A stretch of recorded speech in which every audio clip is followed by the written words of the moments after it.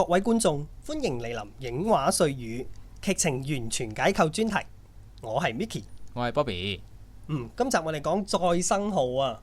咁好多人都會講到再生號呢，有啲混亂啊嘛，即係個架構好龐大啊，所以去到後邊半個鐘頭係狂轉嘅。係啊，即係佢不斷咁平行時空呢，跳轉嚟跳轉去。佢甚至神探嗰支槍已經好多人問支槍去咗邊㗎啦，咁最後仲要假輪唔知發生咩事。咁今次再生號更加犀利啦，簡直係可以運用上年嗰部 Jumper 嗰部電影呢，一秒穿梭天地咁樣。當然質素高好多啦。係咯。咁先講下啦，咁依家大家見到嘅畫面呢，就係我哋嘅解構圖啊。係啊，咁我哋解釋下呢個圖例先嗱。首先 S 代表家姐啦，D 爸爸，M 媽媽，B 係細佬啦，P 係 Maria 即係嗰個工人。係啦，咁點解我哋有一個 DB 呢？因為爸爸一開始就盲咗噶嘛，咁之後呢，佢又會變翻冇盲到喎。大家都要留意喎，一開始盲嗰個爸爸唔係真嘅爸爸。係啦，係一個兩層嘅虛構爸爸嚟嘅。係，而家姐亦都有個細路女版嘅，咁嗰個係小孟婆嘅角色嚟嘅。咁我哋仲設計咗家姐嘅另外3個版本啦，分別係 fictional 即係虛構嘅啦，現實嘅，同埋一個佢係生嘅，但係佢走咗去陰間嘅家姐啦。所以我哋整個圖例就大概係咁咯。一開始就係一個現實世界啦，即係 A 空間啦。係啦，咁就一家人齊齊整整喺度，咁住冇耐就已經發生咗悲劇啦。咁就爸爸同埋另外3位家庭成員就陰陽永隔啦。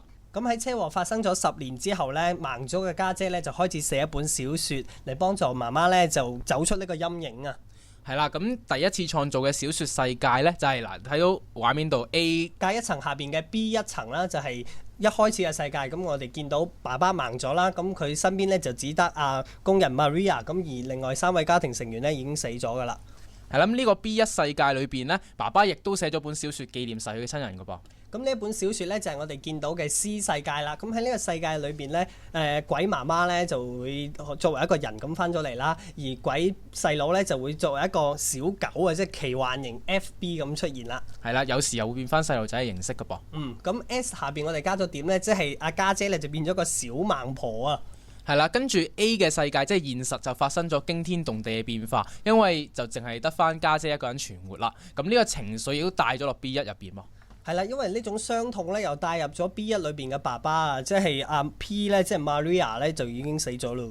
係啦，咁呢個故事情節兩邊都改動咗咧，令到 C 即係喺 B1 爸爸寫嘅小説世界，咁媽媽同埋細佬都消失埋，亦都導致到小孟婆即係家姐都消失埋咯。咁呢個其實係代表住本身家姐寫本小説係為咗媽媽療傷，但係依家媽媽唔喺度，咁個療傷狀已經唔再出現啦，所以 C 世界就從此唔見咗咯。係啦，咁我就非常唔捨得呢個咁美麗嘅 C 世界啦。咁喺呢個時候呢，家姐見到喺 B 世界裏邊嘅爸爸咁痛苦啦，即係點解又係我屋企咁樣嘅時候呢，佢就好似孫悟空咁吹咗條毛呢，就將佢嘅一個替身呢，就跌落咗 B 世界去陪爸爸啦，即係煮麵俾佢食嗰 part。係啦，咁同時呢，佢亦都好想將呢個死亡嘅經驗又再替換一次啊！即係佢好想代替佢媽媽同細佬去死，咁所以佢亦都作咗一個小説，就係話媽媽同細佬係冇死㗎，死嗰個係我。係啦，所以咧就去到 B3嘅狀態，因為佢哋4個之間嘅生死就交換咗啦。係啦，就變成係媽媽細佬仍然在生，但係爸爸同埋家姐就死咗。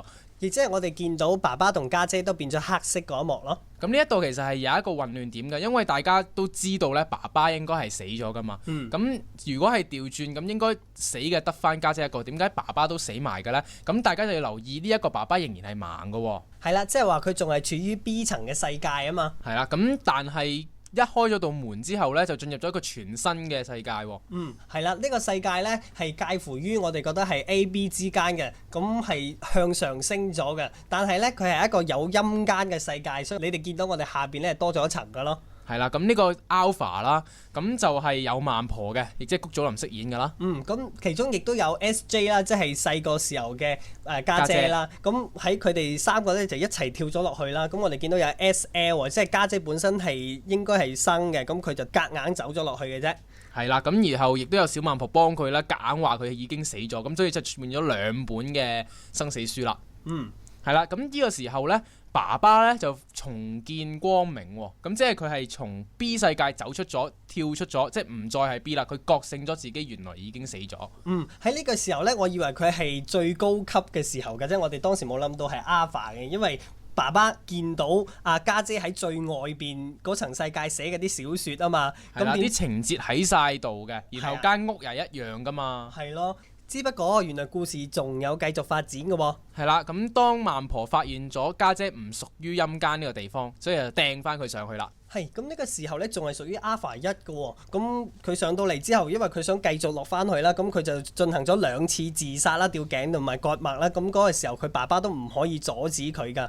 係啦，咁點解要求死呢？因為佢就係想同一家團聚，因為佢知道呢個世界一定存在陰間，係一定有鬼，而一落去即刻見到佢哋啊嘛。係啊，所以佢喺自殺不遂之後，即刻就衝到上天台啦。呢個時候就發生咗個好有趣嘅一幕啦。就係我哋發現咗有2個一模一樣嘅人同時企喺天台喎。係啦，左邊嗰個呢就係割咗脈嘅，我啱先所講嘅吹嗰條毛嘅變出嚟嘅家姐啦，而右邊嗰個呢係類似於我哋喺電影一開篇見到嗰位真實家姐嘅喎。咁呢個時候呢，爸爸呢就已經跌咗落去陰間嗰度啦。咁佢哋3個一齊喺度就終於重逢咗一次啦。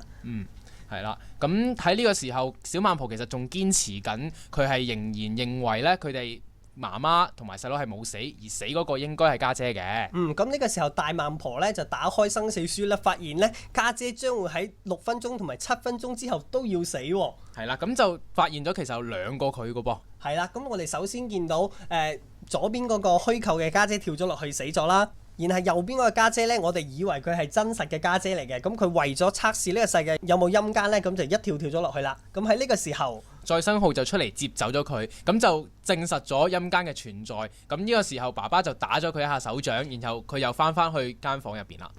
係啦，佢係覺得痛㗎噃，咁我哋以為呢，佢又係一個真實嘅空間，一真實嘅人嘅存在啦。係啦，點知仍然係未上到 A 嗰層，因為呢一個人物都係虛構嘅，即係簡單嚟講，好似當初出現嗰3層咁咯。不過今次個家姐就寫翻自己出嚟，就唔係寫咗爸爸出嚟咯。咁佢自己寫嘅出嚟之後，又寫多一個自己出嚟咯。咁所以你就會見到有3個家姐同時出現咗喺電影入邊啦。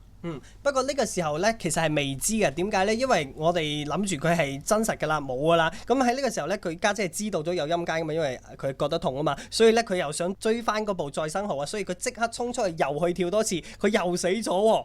係啦，咁喺呢個時候恍然大悟啦，真相終於大白，真正終於影翻片頭家姐上去天台嗰一幕啦。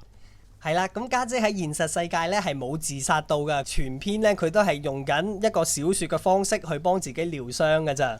係啦，先總結一下啦。咁開頭家姐只係為媽媽療傷，所以創造咗 B、C 呢2個小説世界。後來為咗自己療傷，就創造咗 B2、B3同 Alpha 啦。咁喺呢一度我哋見到有3個家姐嘅。咁首先現實嘅家姐寫咗一個家姐出嚟，但係呢一層嘅家姐呢，就同現實係差唔多啊，只不過唔同在有鬼。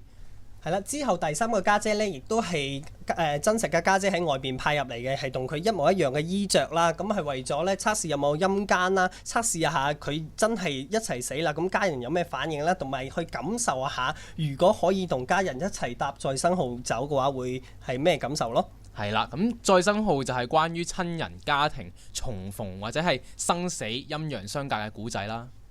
好，下個禮拜再同你影畫碎語，拜拜。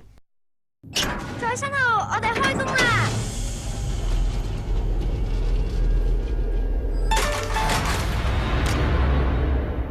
點解又係我屋企啊？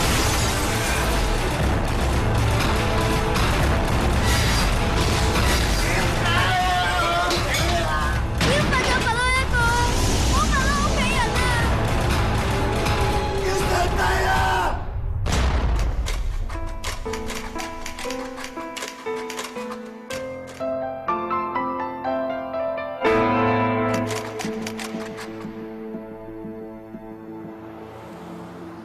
爸爸，人死咗之後會去邊㗎？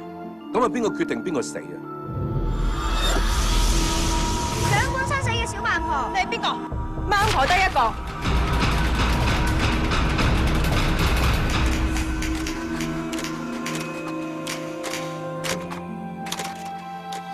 雖然我哋只係小說裏面一家團聚，但係我哋已經好心滿意足啦。我屋企淨係死住我呢個盲佬㗎咋！